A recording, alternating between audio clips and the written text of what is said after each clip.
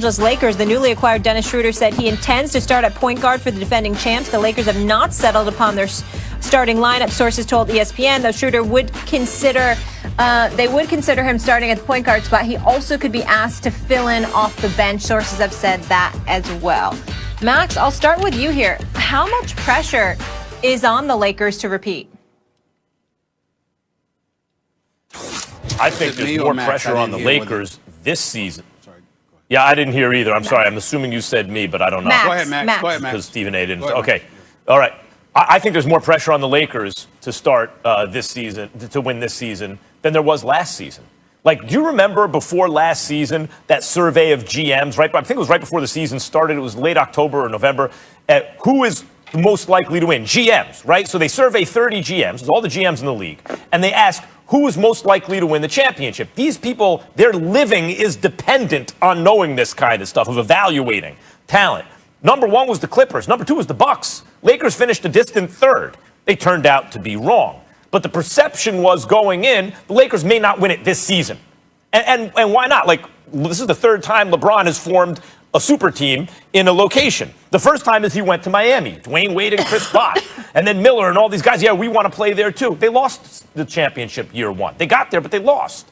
Same thing happened in Cleveland. Oh, they got Kyrie and the number one pick. They can flip Wiggins into Kevin Love. I'll go to Cleveland. There's another super team. Year one, he lost. True, everyone got hurt, but he didn't win the championship year one.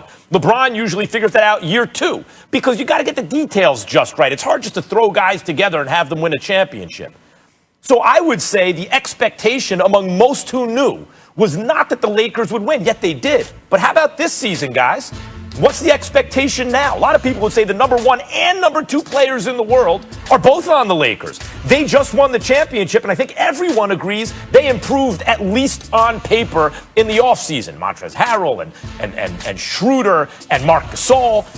So, yeah, there's more pressure now, especially, Stephen A., as you know. You spent enough time in L.A. and have covered the league long enough and have been alive long enough to know. Lakers fans, they get greedy. You know, the reason they want to win a championship is because you can't repeat or three-peat without winning the first one. Now they expect it. So do the odds makers. And I think there's more pressure than ever right now. Well, for me personally, when I think about three-peat, that's the only time that I'm interested in applying any kind of pressure to LeBron James at this stage and point in his career. He's never done that in his career. He won back-to-backs in Miami. He won one in Cleveland. He won one with the Los Angeles Lakers. But he's never three-peated like Jordan. He's never three-peated like Kobe.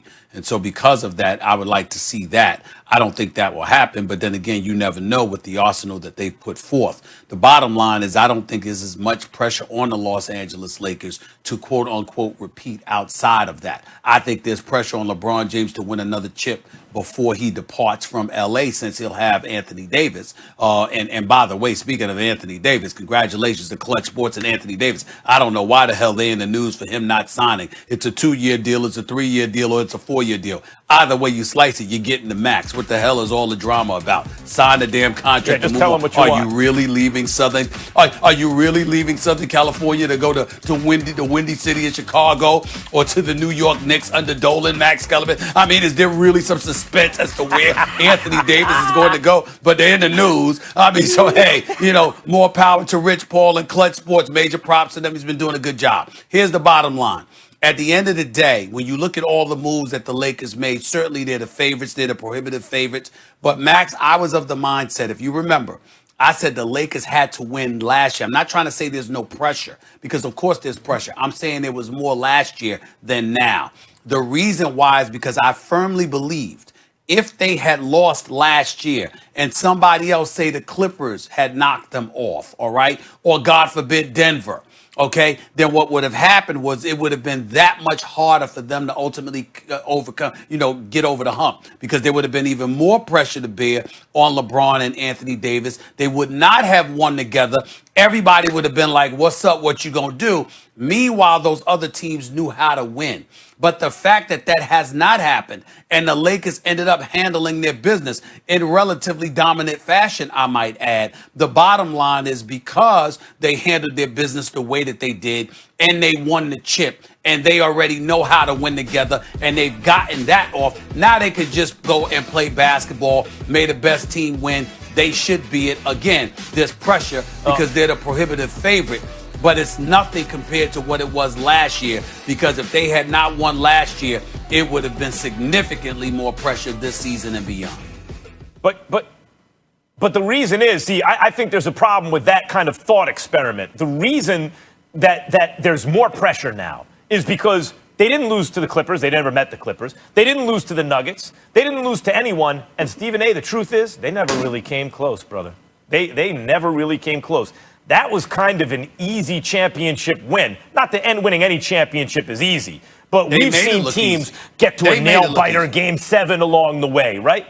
Right, they made it look easy. Could someone even take them to a Game 7? No. That was like Jordan on the Bulls type stuff, right? Like, oh, y'all can't even take this dude to a Game 7?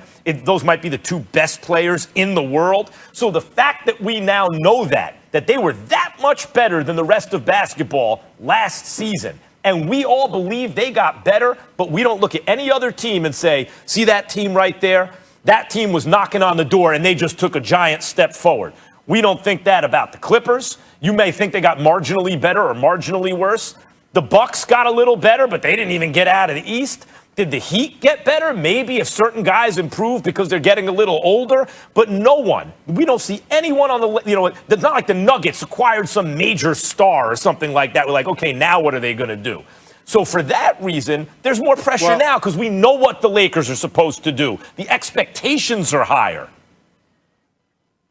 Well, again, I disagree. I mean, because the expectations are higher because we're looking at them and some of the moves that they made, and they're the prohibitive favorites. But I look at Denver. One could argue that there's addition by subtraction. Even though we all like Jeremy Grant and he can ball, the fact that he's going to be gone, Bart's going to come back, but you've got Michael Porter Jr.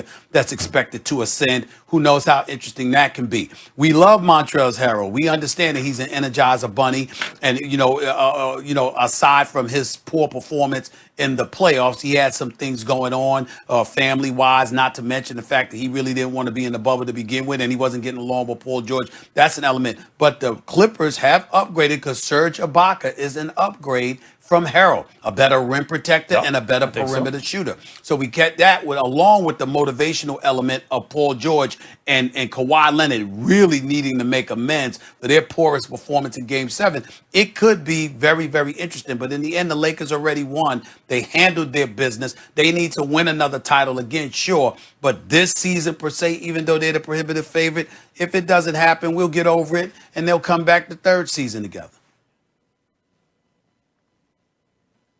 All right, we'll leave it there. And if they win another title, they'll pass the Celtics for most ever.